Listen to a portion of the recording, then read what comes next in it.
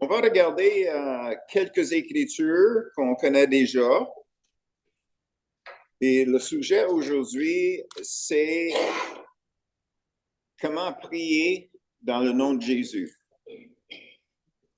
Comment prier dans le nom de Jésus. Mais comme d'habitude, je vous demande à faire 3 choses pendant qu'on est en discussion ce matin. Et ça, c'est garder une oreille ouverte pour entendre qu'est-ce que le Seigneur veut nous dire aujourd'hui. C'est aujourd'hui qui compte. Parce que notre relation avec le Seigneur, c'est quand même une relation. Donc, il est présent. Et si et quand il veut nous communiquer, il faut qu'on reste à l'écoute. Donc, aujourd'hui, pendant notre discussion, je vous demande de rester à l'écoute pour entendre ce que le Seigneur a pour nous. Et je veux dire en même temps, ce n'est pas nécessairement relié à notre étude. Ça peut être juste un mot que je dis, et puis le Seigneur, il peut attirer notre attention ailleurs. Il peut nous amener dans quelque chose que lui, il veut nous enseigner. Donc, ce n'est pas nécessaire de rester fixe sur l'étude, c'est nécessaire de rester fixe à l'écoute. OK? Est-ce qu'on peut faire ça? Ouais. J'espère que oui. Donc, c'est ça la raison pour être ici ce matin. C'est pour recevoir du Seigneur. C'est pas pour m'écouter. Moi, j'ai écouté en préparant ça, mais c'est pas nécessairement pour tout le monde aujourd'hui. Qu'est-ce qui est important aujourd'hui, c'est qu'on entend le Saint-Esprit, on entend Dieu quand il nous parle. Donc, ça, c'est la première chose. La deuxième chose, c'est qu'est-ce que vous entendez de lui aujourd'hui? Gardez ça en prière. Amène ça, ramène ça au Seigneur. Donc, ça, c'est la deuxième chose. Amener qu'est-ce que le Seigneur nous donne en prière. Ça vient de lui. C'est lui qui veut œuvrer en nous, que c'est lui qui est glorifié. Et la troisième chose, naturellement, c'est de lui demander qu'est-ce que lui, il veut qu'on fasse avec qu'est-ce qu'il vient de nous donner. Et ça, c'est quelque chose qu'on devrait faire tous les jours. Commencer notre journée en disant, Seigneur, il fallait que tu me parles aujourd'hui. Sauf si jamais on ne veut pas qu'il nous parle. Mais j'espère que ça, ce n'est pas le cas. OK? Donc, on peut commencer. Comment prier dans le nom de Jésus? Donc, on va relire l'histoire où ce que Jésus dit, Jean, chapitre 15, à partir du premier verset, puis on va descendre jusqu'au verset 16. Ce n'est pas une étude sur les 16 versets, mais c'est juste pour nous donner un contexte. OK? Donc, on commence. Je suis le vrai cep et mon père est le vigneron. Tout sarment qui est en moi et qui ne porte pas de fruits, il le retranche. Et tout sarment qui porte du fruit, il les monte afin qu'il porte encore plus de fruits. Déjà, vous êtes purs à cause de la parole que je vous ai annoncée. Demeurez en moi et je demeurerai en vous. Comme le sarment ne peut de lui-même porter du fruit s'il ne demeure attaché au cep, ainsi vous ne le pouvez pas non plus si vous ne demeurez en moi. Je suis le cep, vous êtes les sarments. Celui qui demeure en moi et en qui je demeure porte beaucoup de fruits, car sans moi, vous ne pouvez rien faire. Si quelqu'un ne demeure pas en moi, il est jeté dehors comme le sarment et il sèche. Puis on le ramasse et on le jette au feu et il brûle. Si vous demeurez en moi et que mes paroles demeurent en vous, demandez ce que vous voudrez et cela vous sera accordé. Si vous portez beaucoup de fruits, c'est ainsi que mon Père sera glorifié et que vous serez mes disciples. Comme le Père m'a aimé, je vous ai aussi aimé. Demeurez dans mon amour.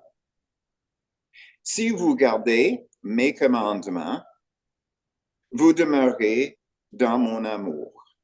De même que j'ai gardé les commandements de mon Père et que je demeure dans son amour.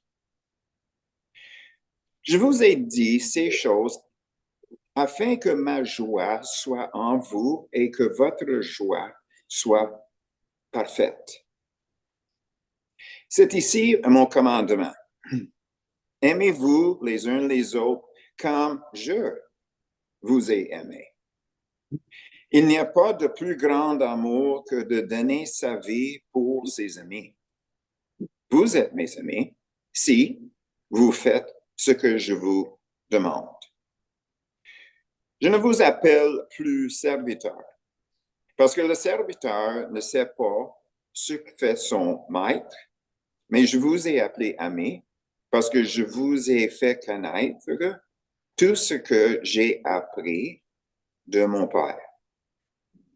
Ce n'est pas vous qui m'avez choisi, mais moi, je vous ai choisi et je vous ai établi afin que vous alliez et que vous portiez du fruit et que votre fruit demeure, afin que ce que vous demanderez au Père en mon nom, il vous le donne.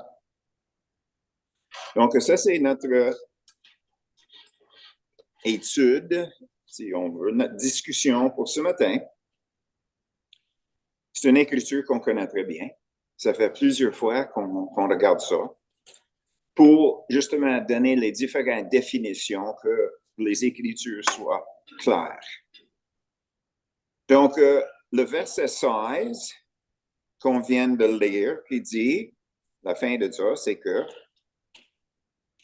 afin que ce que vous demanderez au Père en mon nom, il vous le donne.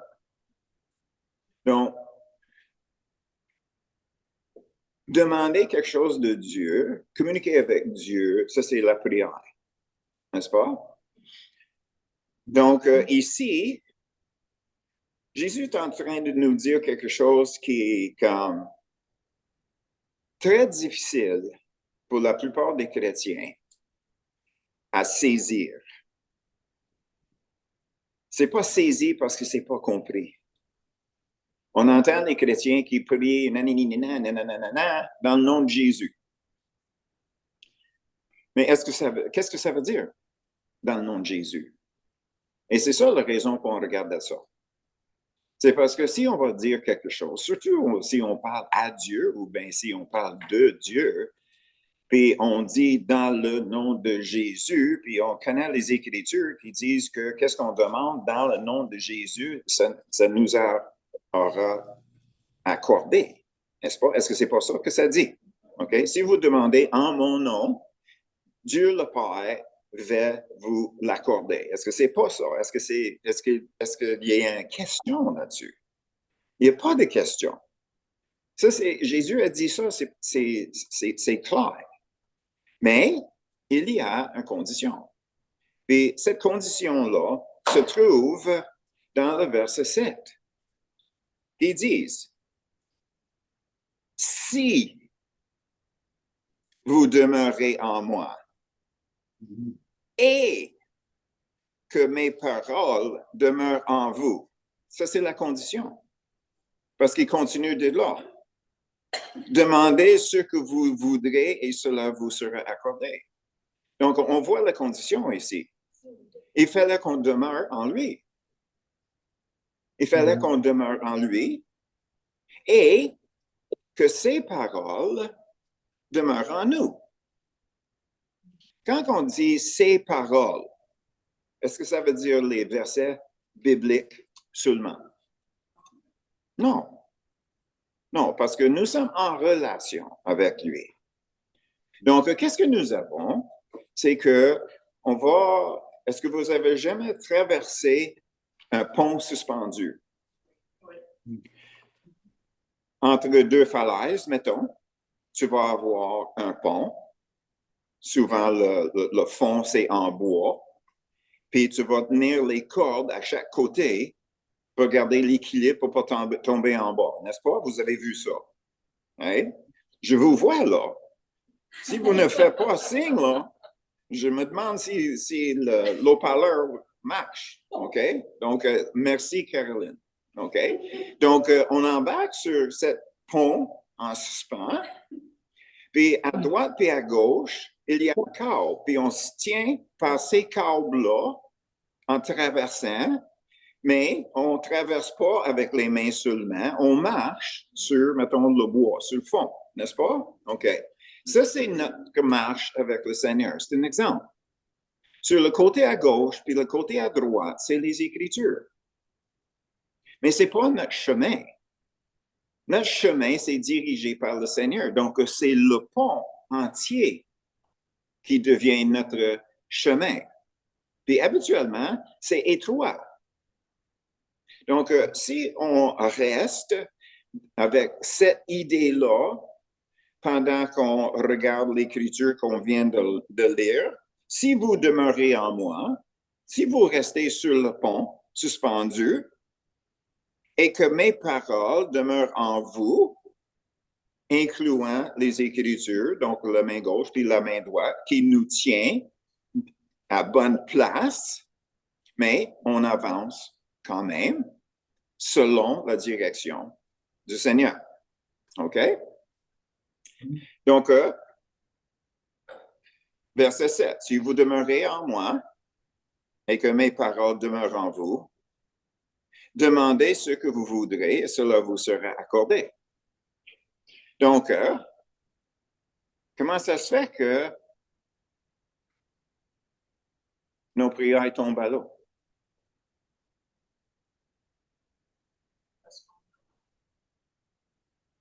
Parce qu'on est à côté. Tu sais, ça dit qu'il fallait qu'on demeure en lui, puis ses paroles demeurent en nous quand on prie. Est-ce qu'on prie pour rien? Est-ce qu'on va lancer des choses en l'air, n'importe quoi, en espérant que Dieu va nous accorder? Est-ce qu'on fait ça?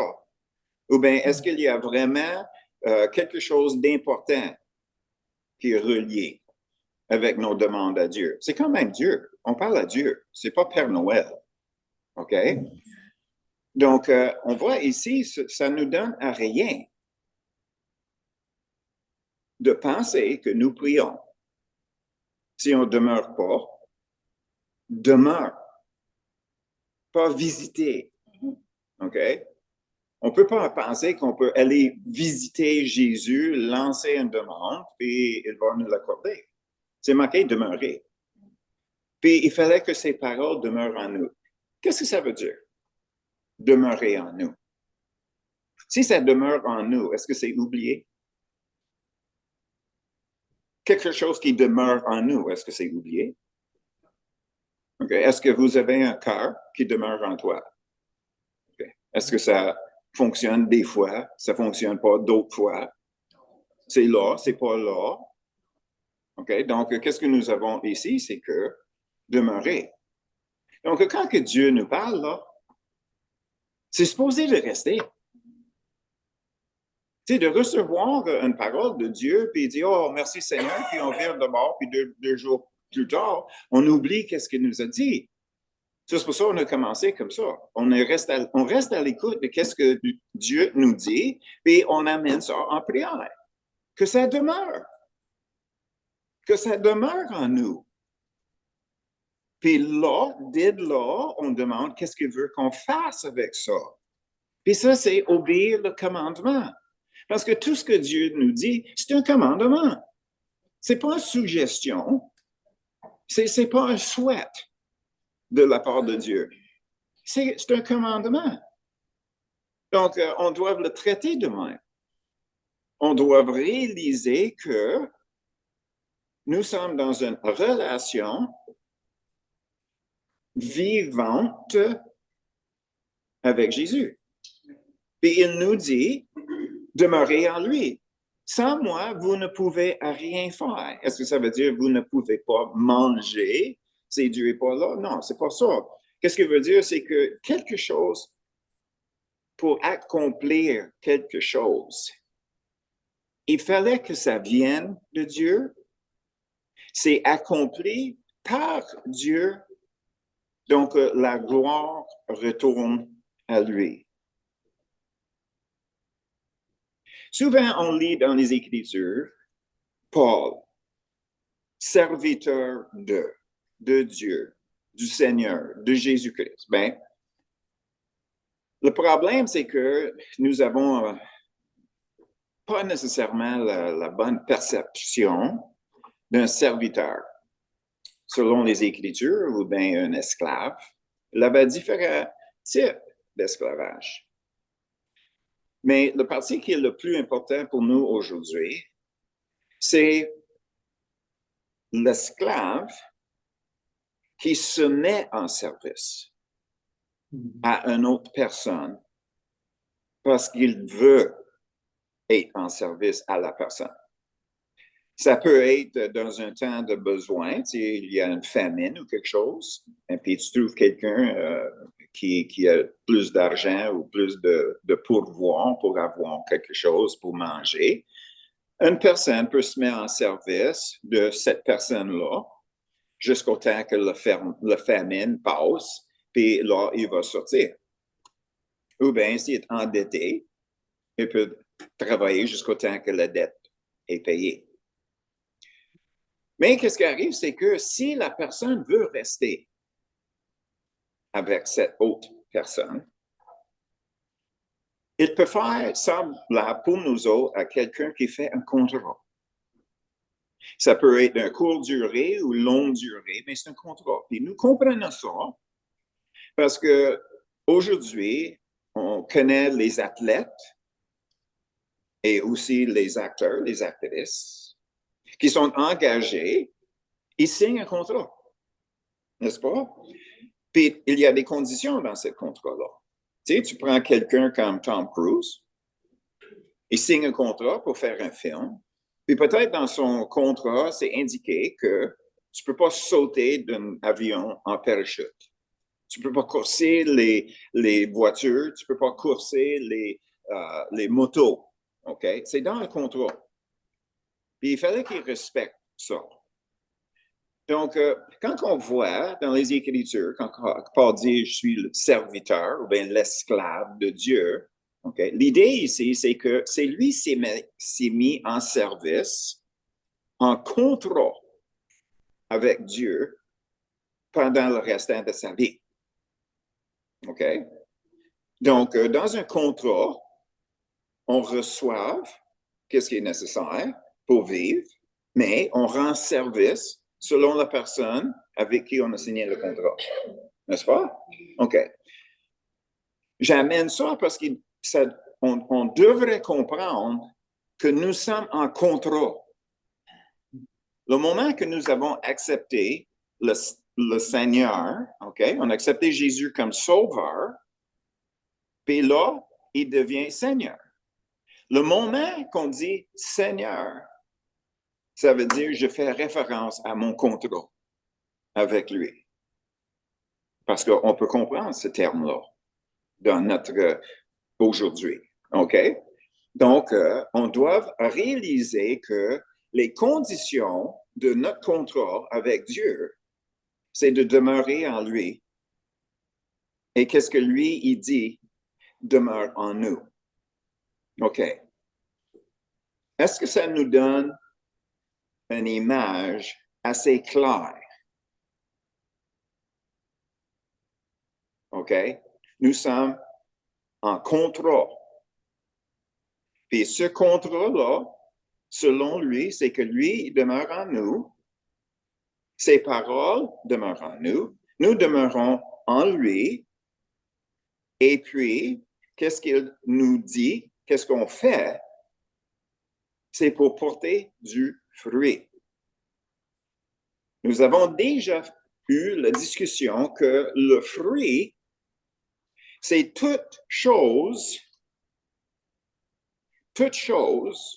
que Dieu nous demande à faire. Donc, lui, il œuvre à travers de ça pour produire quelque chose qui va glorifier le Père. Et là, on appelle ça le fruit. OK? Donc, on ne dit pas, ben, le fruit, c'est le nombre de personnes qu'on amène au Seigneur. On ne peut pas dire, ben, le fruit, c'est le montant d'argent que je donne à l'Église. Le fruit, c'est ci. Le fruit, c'est ça. Non. C'est liquide, si je peux le dire de même. Ça coule. On va recevoir quelque chose de Dieu.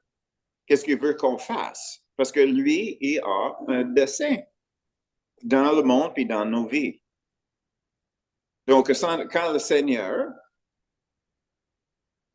veut qu'on change quelque chose dans notre vie, puis on l'écoute, puis on change, OK, ça c'est du fruit. C'est qui est glorifié? Ben, c'est Dieu. Parce qu'on voit les changements dans nos vies, parce qu'on a écouté. OK? Donc, comment est-ce que ça nous arrive de demeurer? Demeurer. Bien, on voit dans les versets 10 et le verset 14.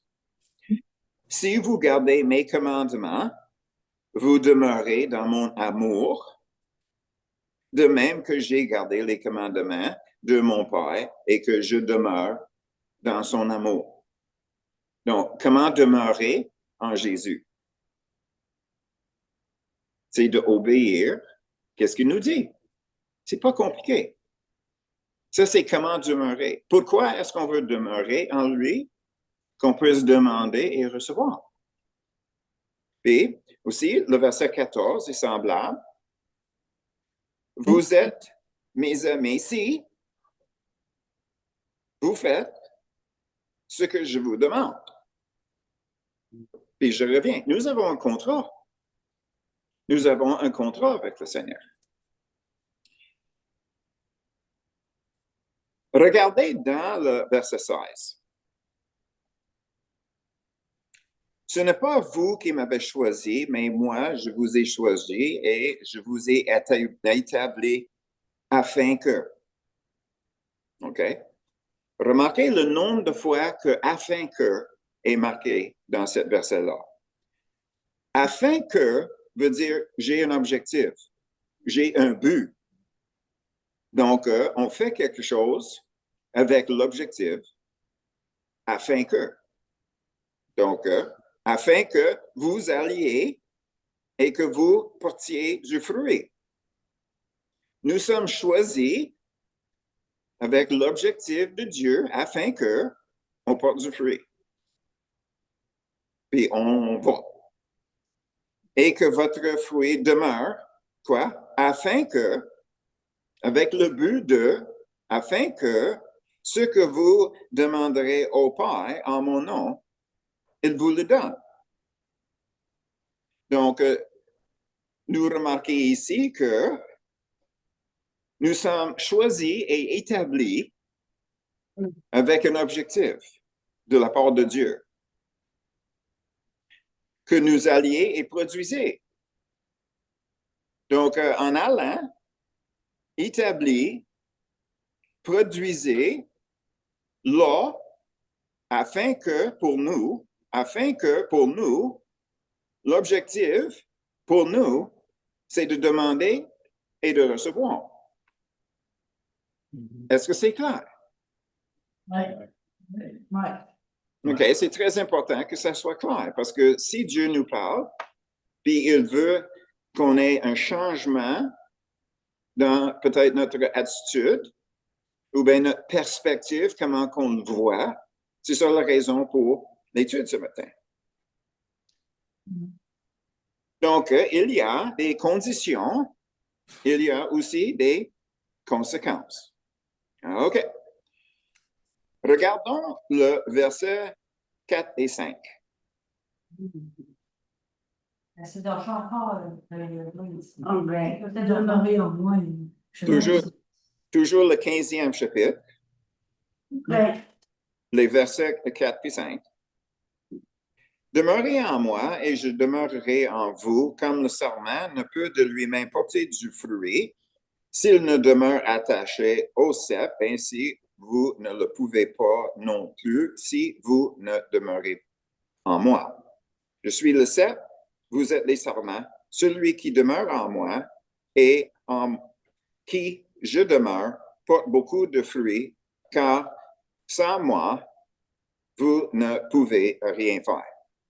Donc, qu'est-ce que nous avons ici? Il y a deux sortes de serments. Le serment que Dieu veut qu'on soit, c'est le serment qui produit du fruit. Ça, c'est le premier serment. Regardons le verset 6. Si quelqu'un ne demeure pas en moi, il est jeté dehors comme le serment. Si quelqu'un ne demeure pas en moi, il est jeté dehors comme le serment et il sèche, puis on le ramasse, on le jette au feu et il brûle.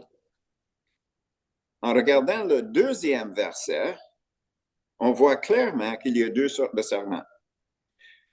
Tout serment qui est en moi et qui ne porte pas de fruits, ça c'est une sorte de serment. Il, ça veut dire Dieu, parce que le verset 1, le Père est le vigneron, il le retranche. Et tout serment qui porte du fruit, il les monte, afin qu'il porte encore plus de fruits. Donc on voit, c'est clair ici, il y a deux sortes de serments. N'est-ce pas? Il y a un serment qui porte du fruit, il y a un autre serment qui ne porte pas de fruit. OK? Est-ce que les deux sont verts? Les deux sont verts, n'est-ce pas? Oui. On commence avec deux serments. Puis les deux serments poussent un à côté de l'autre. Mais éventuellement, c'est supposé de produire les fleurs. Les fleurs, c'est un indice que le fruit va suivre. Donc, si le vigneron, il voit une branche, un serment, qui n'a pas de fleurs, qu'est-ce qu'il fait? Oui, c'est ça, il le coupe. La sève qui a dans Donc, on voit que c'est très important de réaliser les deux étaient toujours vivants, les deux étaient toujours branchés, demeuraient dans le cep.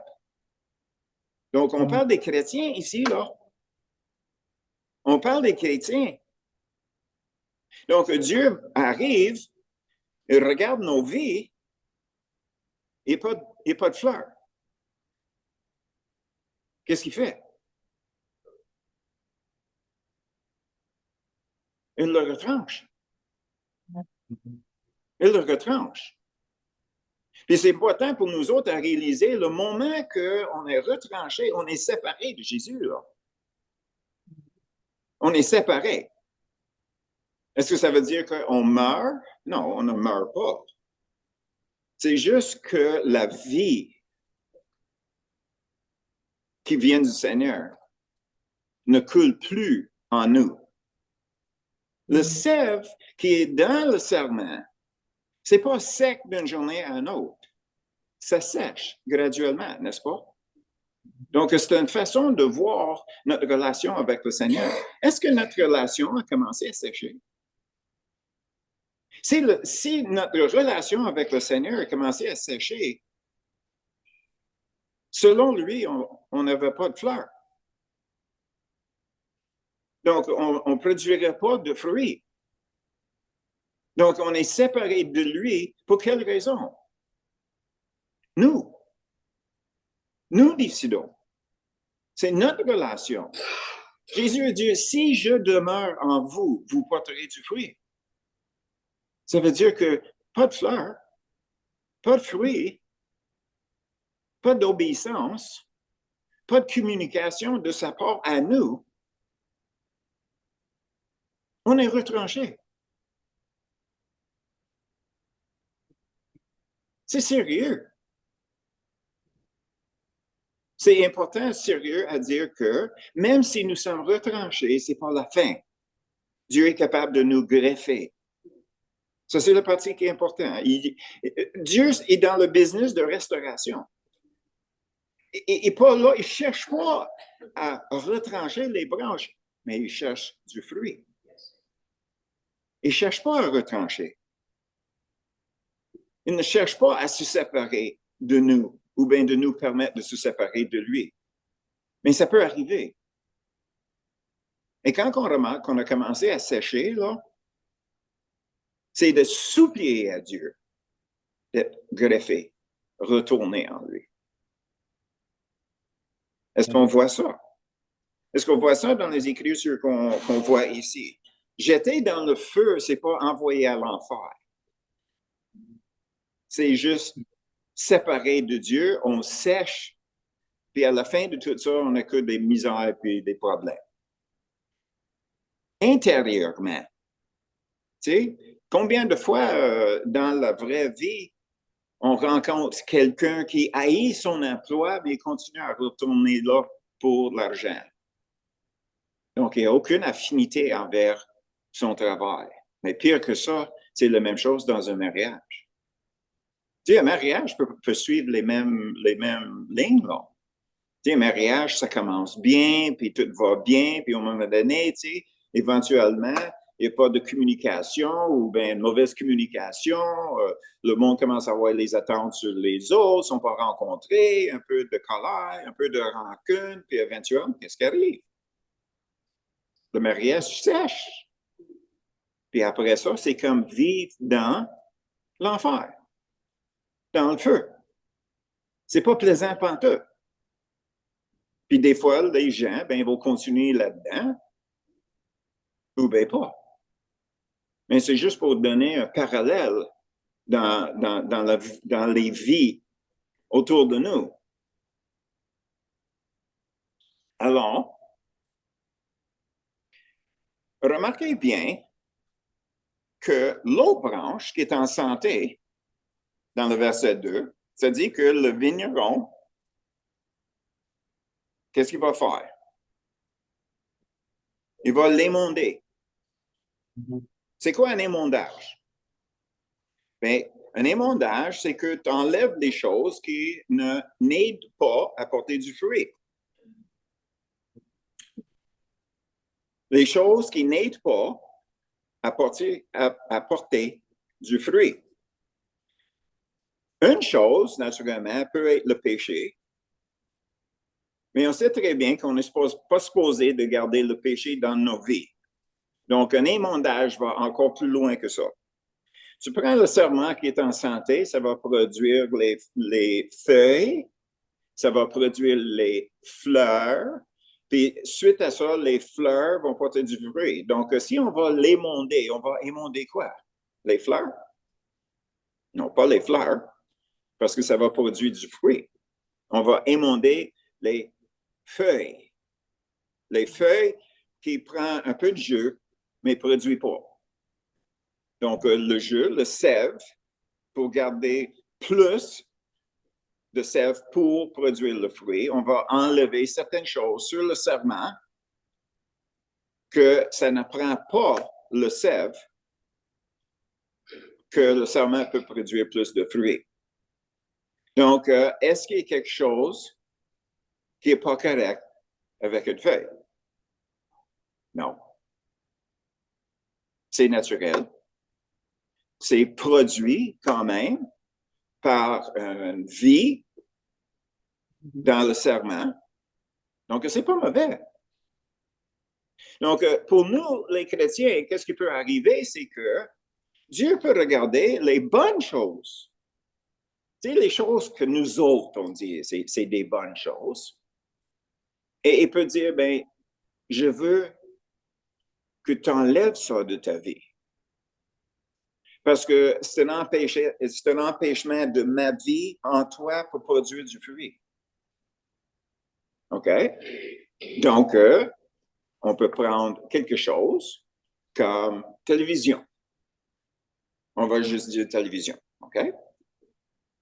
Disons qu'on ne regarde pas les émissions qui sont, on va dire, qu'on considère comme péché.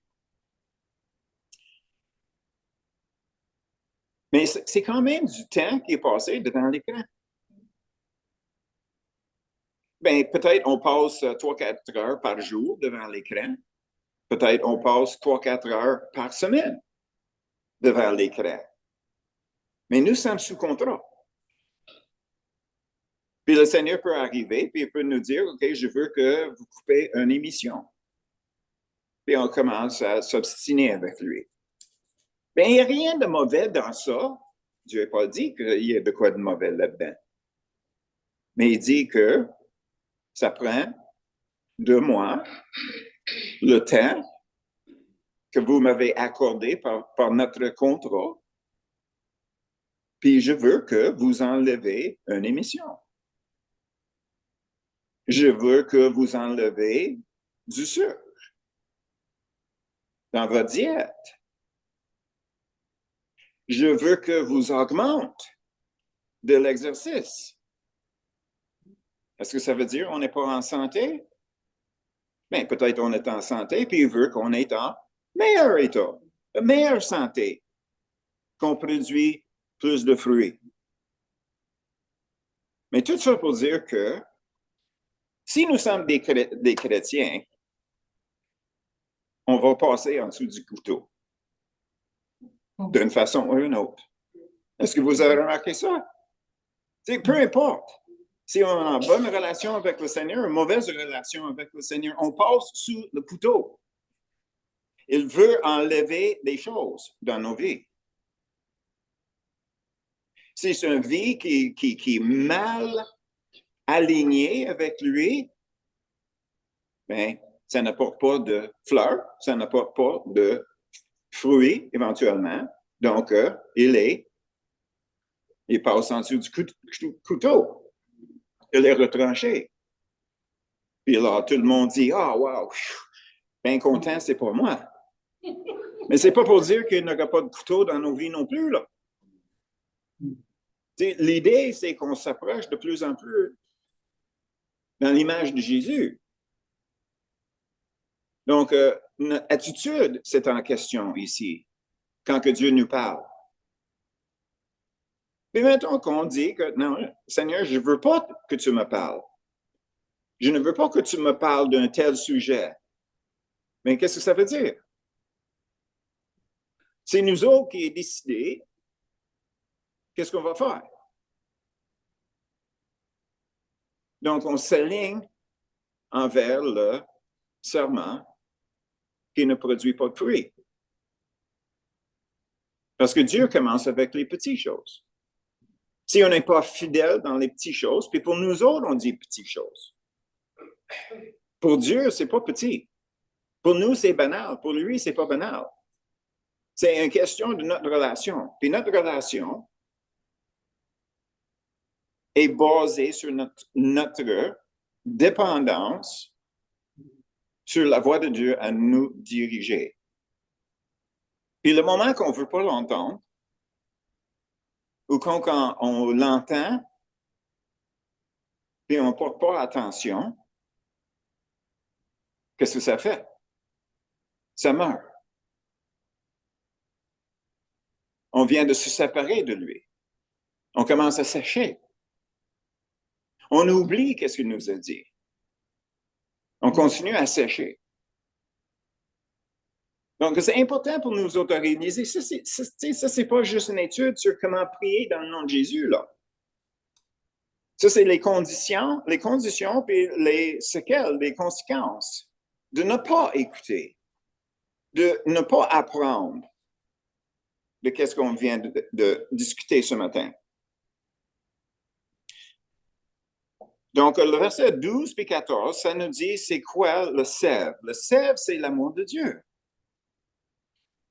Le sève coule de Dieu, ça passe en nous, puis quand que ça passe en nous, l'amour de Dieu, on aime Dieu avec tout notre cœur, etc., puis notre prochain comme soi-même, puis nos actions qui suivent à ça, c'est le fruit d'obéissance. Donc, ça, c'est pas difficile à comprendre. OK. Comment prier dans le nom de Jésus? On commence avec silence. On commence avec silence. On commence pas, je veux ça, puis je veux que tu fasses ça, puis tu sais, non, on commence avec le silence. Différentes sortes de silence. On se fait taire les voix qui essaient de tirer notre attention. Le silence est là pour se dire. C'est pas qu'est-ce que je désire. Qu'est-ce que je désire? C'est mis de côté. C'est pas ma volonté. Qu'est-ce que je désire? C'est ma volonté. Donc, on commence avec le silence. Paul nous a dit, on ne sait pas comment prier, c'est pour ça que le Saint-Esprit nous a été envoyé. Pour quelle raison? Pour dévoiler la volonté de Dieu. On sait qu'est-ce que nous voulons. Puis ça, c'est la chose à mettre de côté. Ça, c'est la chose à ne pas écouter. Ça, c'est le côté silence. Silence de toutes les voix autres que la voix de Dieu. En ce moment-là, nous sommes branchés. En ce moment-là, nous demeurons dans le cercle. En ce moment-là, on peut recevoir ses paroles, ses directions, ses commandements. Et qu'est-ce qu'on fait avec ça? On le redit. Seigneur, je reçois de toi faire une telle chose. Je te mets ça en prière. Dis-moi quand, comment, où. Là, on est vraiment où? On est vraiment visé sur produire du fruit. Parce qu'on sait que Dieu veut accomplir ce qu'il vient de nous dire. N'est-ce pas? Donc, quand on prie, comment est-ce qu'on va prier? Bien, en ce moment-là, on demeure en Jésus. En ce moment-là, demandez qu'est-ce que vous voulez et ça sera accordé. Le problème, c'est que pour nous, accorder veut dire mes désirs. Dieu va me donner mes désirs. Donc, la question fondamentale dans ça, c'est quoi? Est-ce que mes désirs, c'est de respecter mon contrat? Est-ce que mes désirs, c'est de demeurer en Jésus? Est-ce que mes désirs sont de devenir de plus en plus comme Jésus? Est-ce que mes désirs s'alignent avec notre héros? Ça fait poser une autre question. Est-ce que Jésus est vraiment notre héros? Est-ce que c'est lui le héros de notre vie? Est-ce qu'il y a quelque chose qui est plus important que lui dans notre vie? Bien, la réponse, c'est que si je cherche ma volonté face à Dieu, c'est moi qui est plus important. Puis on doit réaliser que si on était pour regarder dans Luc 22, 42, Jésus, juste avant d'aller à la croix, il avait dit à son Père, c'est possible de passer par une autre route, ainsi soit-il. Mais pas ma volonté, mais ta volonté soit faite. Donc, l'indice ici, c'est que Jésus, il avait sa propre volonté. Il n'était pas un robot. Il était comme nous. Tu sais, il y a certaines choses peut-être que nous ne voulons pas faire. Mais la différence, c'est que est-ce qu'on dit à Jésus, est-ce qu'on dit à Dieu, est-ce qu'il y a d'autres manières? Est-ce qu'il y a une autre façon d'accomplir qu'est-ce que tu mets devant moi? Mais peu importe, si la réponse est non, à mes désirs, j'avance quand même. Donc, qu'est-ce que tu me donnes à faire? Qu'est-ce que tu me dis à faire? N'est-ce pas? Donc, Jésus, il avait sa volonté. Il a grandi en voyant les gens crucifiés, mais en même temps, il a réalisé le plan de Dieu dans sa vie. Puis c'est à nous à faire la même chose. C'est quoi le plan? Jour par jour, par jour, par jour. Notre dépendance. Mais souvent, notre dépendance, c'est basé sur notre relation. Puis c'est notre relation, c'est pas une relation d'amour, une relation de confiance, du pouvoir de Dieu. Mais qu'est-ce qu'on fait? On se retire de plus en plus de la volonté de Dieu pour rentrer dans notre volonté. Égale, sèche. On sèche. Parce qu'on est séparé de qu'est-ce que Dieu nous a dit de faire. On est séparé de ses commandements. Donc, nous sommes séparés de son amour. Ça, c'est la chaîne. On le lit. Je ne dis pas à rien qui est de nouveau, là. C'est dans ces 16 versets-là. Si on n'est pas capable de comprendre, c'est parce qu'on ne veut pas comprendre. Puis souvent, on ne veut pas comprendre, c'est parce que j'ai ma volonté. Puis je préfère mon chemin que son chemin. Mais peut-être je vais l'embarquer de temps en temps en espérant de me convaincre que je suis un bon chrétien. Mais je pense que c'est pas mal évident que si on ne voit pas les fleurs, l'essence de Jésus dans nos vies, on ne verra pas les actions non plus. Donc, le fruit. Donc, ça, c'est le chêne. Ça, c'est les critères. Ça, c'est les conséquences. Donc, on va terminer ce matin avec le verset qui se trouve en Philippiens, chapitre 2.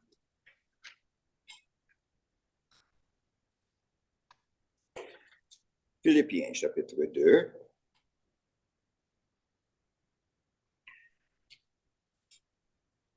On va regarder le verset 5. Ayez en vous les sentiments qui étaient en Jésus-Christ. Dans une autre traduction, c'est attitude. Ayez en vous les attitudes. L'attitude qui était en Jésus.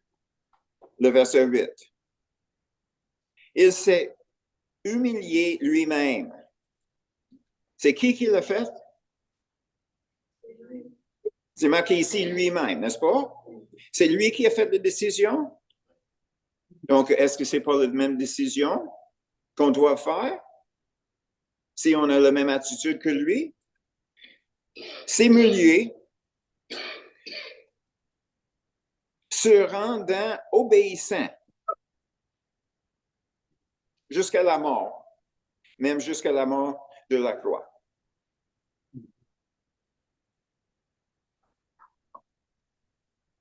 Ça, c'est l'exemple.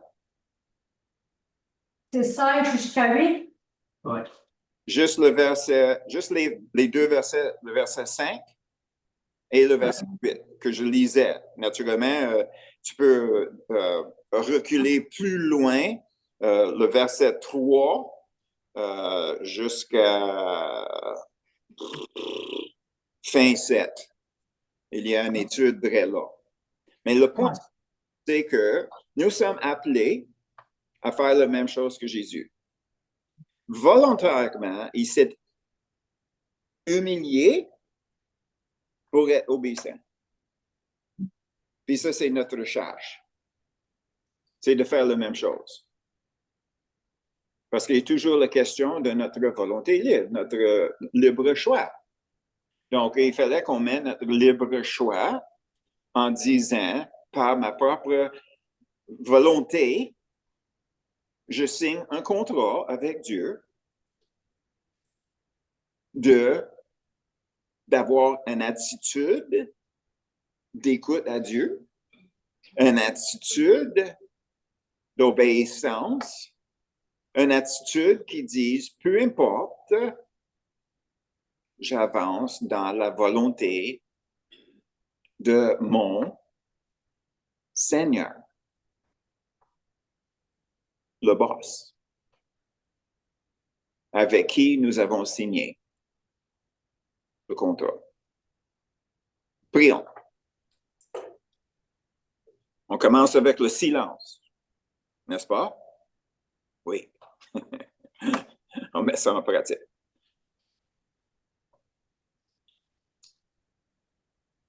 Seigneur, c'est évident, selon les Écritures, que je ne sais pas comment prier comme faut si ce n'est pas dirigé par le Saint-Esprit. Donc, je demande, Saint-Esprit, de diriger ma prière ce matin pour nous.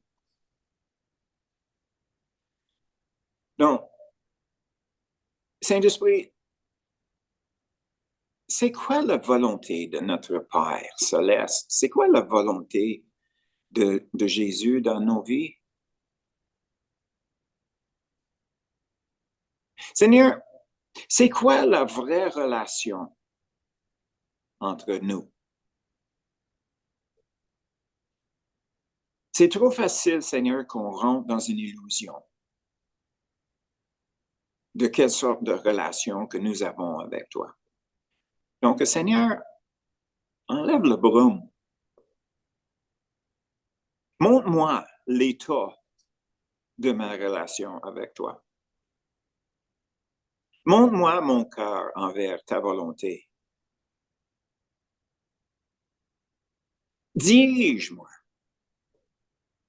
Amène-moi à la place, Seigneur, s'il y a des changements que je dois faire, les attitudes qui devraient changer, peut-être les choses qui ont rentré dans ma vie que je n'ai pas vraiment remarqué, c'est quelque chose qui est rentré tranquillement, puis maintenant je réalise que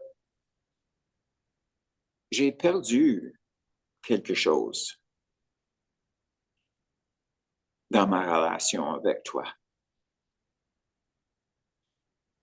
Seigneur, il n'y a pas une personne ici qui veut retrancher. Mais peut-être c'est passé. Puis on ressent qu'on a commencé à sécher. Et Seigneur, si ça c'est le cas avec quelqu'un ce matin qui m'entend, je demande, Seigneur, que cette personne-là le réalise et que tu peux le regreffer en toi. Avec un nouvel engagement d'honorer le contrat que nous avons avec toi,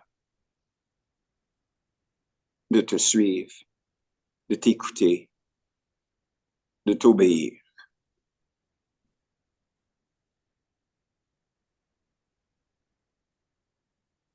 Seigneur, ton amour, c'est la chose la plus importante dans nos vies. Le plus important dans nos vies. Seigneur, ne nous permets pas de se séparer de ton amour.